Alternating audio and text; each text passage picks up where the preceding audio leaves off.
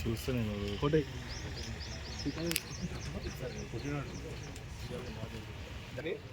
నాకు పెద్ద పంచాయతీ వాడు యాదగిరి అయితే నన్ను తిట్టి ఇంకా తిట్టుకుంటున్నాడు.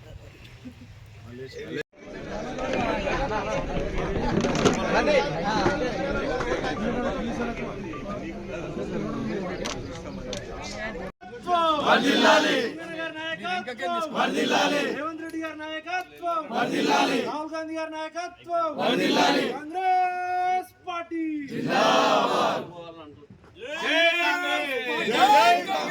సోనియా గాంధీ గారి నాయకత్వం, రాహుల్ గాంధీ గారి నాయకత్వం, రేవంత్ రెడ్డి గారి నాయకత్వం, జై కాంగ్రెస్. మండల నాయకత్వంలో పేరు పేరున అందరికి కూడా ధన్యవాదాలు తెలియజేస్తా ఉన్నా. మండలంలో ఉన్నటువంటి అన్ని ఊళ్ళల్లో పెద్ద ఎత్తున కాంగ్రెస్ పార్టీ చేసినటువంటి 6 గ్యారంటీలు ఏవైతే చేసినావో అమలు చూసి పెద్ద ఎత్తున యువకులు తల్లులు అందరూ కూడా జాయిన్ అవుతారు. అందరు కూడా ధన్యవాదాలు. పార్టీలో రేపు పొద్దుగాల టీఆర్ఎస్ పార్టీని ఈ ప్రాంతంలో లేకుండా జెండా లేకుండా మాకు నాయకులందరూ కూడా చేస్తారు. ఖచ్చితంగా ఎవ్వరు టీఆర్ఎస్లో ఉండడానికి సిద్ధంగా లేరు. ఈ నియోజకవర్గంలో చెప్తున్నా, ఈ మండలంలో మా వాళ్ళు ఇప్పటిదాకా చెప్తా ఉన్నారు. ఉత్సాహం చూస్తూ ఉంటే 10,000 మెజార్టీ ఇస్తామని చెప్పి ఒక మండలం వాళ్ళు చెప్తున్నారు. మొన్న మాకు 30,000 మైనస్లో టీఆర్ఎస్ గెలిచింది.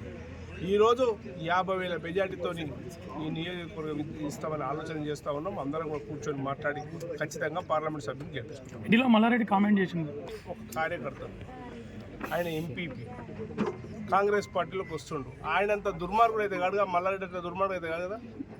అటువంటి దుర్మార్గులు మేము రానియమని చెప్తున్నాం. కానీ ఎంపీపీని, జెడ్పీటీసీని మా లోకల్ నాయకత్వంలో మాట్లాడి అందరినీ పార్టీలోకి తీసుకుంటామని చెప్పి తెలియజేస్తాం. ఎవరిని కూడా వదిలేదు లేదు.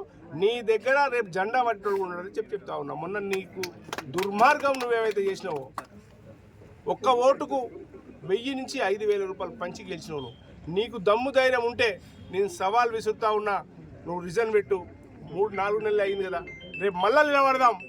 నువ్వు గెలిస్తే నేను రాజకీయ సన్యాసం ముట్టించుకుంటా. మరి నువ్వు గెలవకపోతే నువ్వేం చేస్తావో చెప్పాల్సింది.